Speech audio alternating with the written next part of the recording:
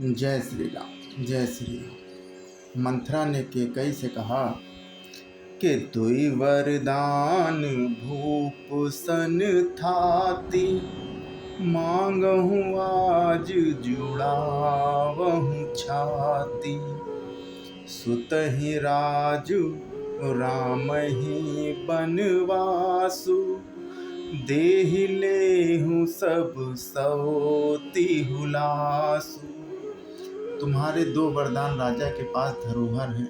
आज उन्हें राजा से मांग कर अपनी छाती ठंडी करो। पुत्र को राज्य और राम को वनवास दो और सौत का सारा आनंद तुम ले लो। भूपति राम शपथ जब करई, तब मांगे हूँ जेहि वचन न टरई।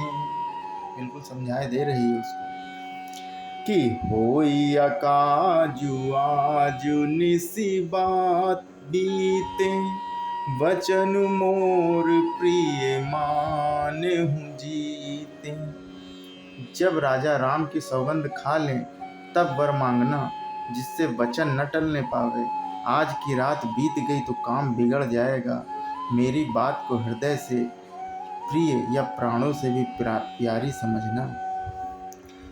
बड़कु घातु करि पत कीनी, कहे सिकोप ग्रह जाहूँ। काजु संवारहूँ सजग सबु, सहसा जनिपति आहूँ। पापनी मंथरा ने बड़ी बुरी घात लगाकर कहा कि कोप भवन में जाओ, सब काम बड़ी सावधानी से बनाना, राजा पर सहसा विश्वास न कर लेना, उनकी बातों में ना आना। कुबरहि रानी प्राण प्रिय जानी, बार बार बड़ी बुद्धि बखानी। तुहि समहित ना मोर संसारा, बहे जात कई भय सी अधारा। कुबरी को रानी ने प्राणों के समान प्रिय समझकर बार बार उसकी बड़ी बुद्धि का बखान किया और बोली, संसार में तेरे समान हितकारी और कोई नहीं है। तू मुझ बही जाती हुई के लिए सहारा हुई है। ज्यों विधि पूरब मनोरथु काली, करों तो ही चख पूतरियाली। बहुविधि चेरहि आदरु देई, कोप भवन गौनी कैकेयी। यदि विधाता कल मेरा मनोरथ पूरा कर दे तो हे सखी, मैं तुझे आंखों की पुतली बना लूं। इस प्रकार दासी को बहुत तरह से आदर देकर केकई कोप भवन में चली गई। विपत्ति बीजु बरसा ऋतु चेरी, भूई भई कुमति के कई केरी। पाई कपट जलु अंकुर जामा, बर दो दल दुख फल परिणामा। कला बीज है, दासी वर्षा ऋतु है। केकई की बुद्धि उस बीज के बोने के लिए जमीन हो गई है। उसमें कपट रूपी जल पाकर अंकुर फूट निकला है। दोनों वरदान उस अंकुर के दो पत्ते हैं और अंत में इसके दुख रूपी फल होगा। कोप समाजु साजी सब सोई, राजु करत निज कुमति बिगोई। राउर नगर कोलाहल होई, यह कुचाल कछु जान न कोई।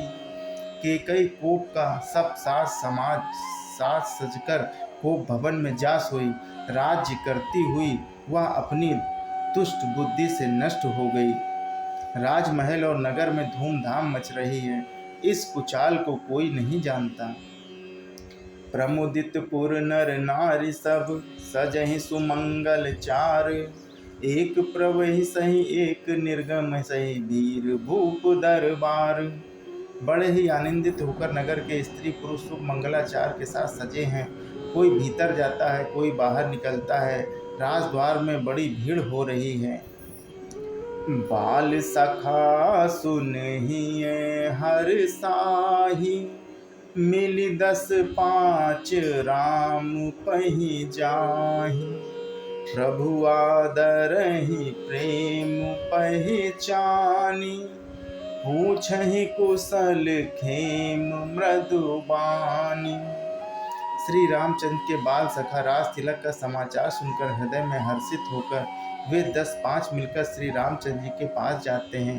प्रेम पहचान कर प्रभु श्री रामचंद्र जी उनका आदर करते हैं और कोमल वाणी से कुशल क्षेम पूछते हैं। फिरहि भवन प्रिय आयसु पाई, करत परस पर राम बड़ाई। को रघुवीर सरसी संसारा, सील सनेहु निबाह निहारा। अपने प्रिय सखा श्री रामचंद्र जी की आज्ञा पाकर वे आपस में एक दूसरे से श्री रामचंद्र जी की बड़ाई करते हुए घर लौटे और कहते हैं कि संसार में श्री रघुनाथ जी के समान सील और स्नेह को निभाने वाला कौन है। जेहि जेहि जोनि करम बस भ्रमहि, तहि तहि ईसु देह छमहि। सेवक हम स्वामी सिय नाहू, होई नात यह और निबाहूं। भगवान हमें यही दे कि हम अपने कर्म बस भ्रमते हुए जिस जिस योनि में जन्मे वहाँ वहाँ उस योनि में हम तो सेवक हों और सीतापति श्री रामचंद्र जी हमारे स्वामी हों और यह नाता अंत तक निभ जाए। अस अभिलाषु नगर सब काहू, कै कई सुता हृदय अति दाहू। को न कुसंगति पाई न साई, रही न नीच मतः चतुराई। नगर में सबकी ऐसी ही अभिलाषा है, परंतु केकई के हृदय में बड़ी जलन हो रही है। कुसंगति पाकर कौन नष्ट नहीं होता है, नीच के मत के अनुसार चलने में चतुराई नहीं रह जाती। सांझ समय सानंद नृप, गयो के कई गेह। गौन निठुरता निकट किए, जन धरि देह सनेह। संध्या के समय राजा दशरथ आनंद के साथ कैकेयी के महल में गए, मानो साक्षात स्नेह ही शरीर धारण कर निष्ठुरता के साथ उनके पास गया। जय श्री